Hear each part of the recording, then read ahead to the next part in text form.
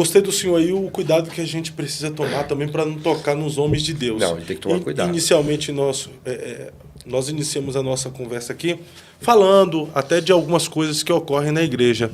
E muita gente que está decepcionada com a igreja usa dessas argumentações, às vezes, que a gente fala e traz a público, para dizer, é por isso que eu me decepcionei com a igreja. Mas a gente está falando de instituições, de denominações. A igreja do Senhor é santa, né, É o que pastor? eu disse, relacionamentos ferem, relacionamentos curam. A pessoa tem que entender o seguinte, Deus estabeleceu determinadas pessoas, são pessoas que estão sujeitas a errar, a falhar. Quem me garante que eu não posso falhar? Quem garante que você não possa falhar? Ou outros não possam falhar? Porém, o nosso foco é Cristo. Eu tenho que estar focado em Cristo. Qual que é o problema? Hoje, o que o senhor um dia falou para mim? Sabe qual é o problema? As pessoas estão firmadas em igrejas, não em mim. Esse é o problema. As pessoas estão firmadas na igreja, não no Senhor. Aí quando um pastor faz alguma coisa que é contra aquilo que a pessoa acha que ela tem uma razão, pronto. Acabou o pastor, acabou a igreja para ela. Porque ela está firmada na igreja, ela não está firmada no Senhor. Primeiro, você tem que estar firmado numa igreja sempre, mas antes de tudo, você tem que estar firmado no Senhor. Porque vento virá, tribulações, situações virão, problemas acontecerão, mas eu estou fortalecido, enraizado no Senhor. O pastor, e tem como a gente estar firmado em Cristo sem fazer parte de uma comunidade de fé? Olha, assim, como que eu posso falar? São princípios, né? Você pode estar firmado no Senhor, porque é algo pessoal, é você e Deus, mas aí vai entrar o corpo eclesiástico. Porque o sangue de Jesus, ele só é ativado, está lá em 1 João, capítulo 1, versículos 5, 6 e 7, ele só é ativado através da comunhão dos santos. Não tem como o sangue de Jesus funcionar na vida das pessoas se não tiver comunhão com os santos. Aí eu pergunto, uma pessoa que ela só está em casa, ela não tem comunhão com ninguém, como que o sangue de Jesus é ativado na vida dela? E não ser ativado não significa que o sangue de Jesus não seja poderoso. Vamos lá, eu estou falando com pessoas, eu tenho membros online, tá? Mas eu estou falando aqui de gente que hoje é desigrejada, mas é anarquista, rebelde, e eu entendo essas pessoas, porque precisam de cura interior, precisam de uma restauração, são feridos de igreja, e às vezes eu entendo que realmente pastores feriram essas pessoas. Porém... O ser humano feriu o ser humano, né? Só que essas pessoas precisam entender o seguinte, que Deus é um Deus de cura também, que Deus quer cuidar delas. Agora, o que não pode, aí entra um outro problema, né? Que aí a pessoa começa a falar mal de igreja, falar mal de liderança. Isso tem um agravante no espiritual. Por quê? Porque aí o inimigo vai utilizar as palavras que ela está falando.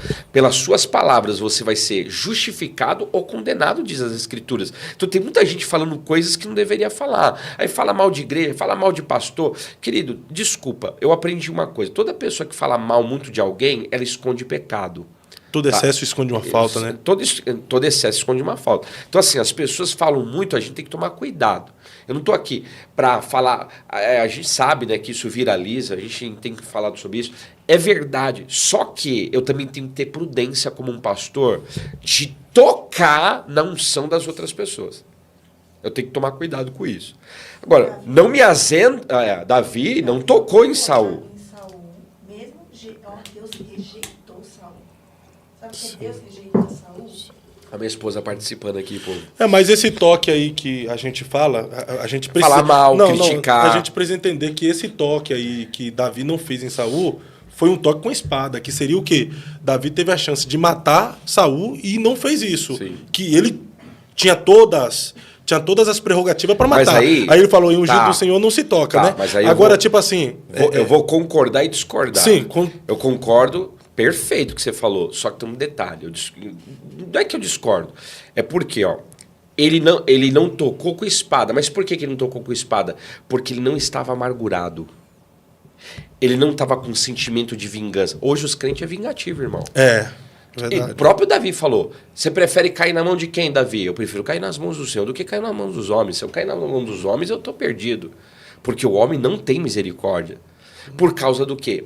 Coração ferido, machucado, vingativo. Aí as pessoas acabam falando coisas indevidas, falando mal, mexericando com a vida do outro. A gente tem que tomar muito cuidado com isso daí. Tá? Mas é que muitos usam esse texto, às vezes, para aquela prerrogativa. Você não pode questionar nada. Não. Porque senão Isso você é errado. amaldiçoa. Você não pode questionar porque ungido do Senhor não se toca. Não existe obediência cega. Tá? Submissão não parte de uma obediência cega. O que é submissão?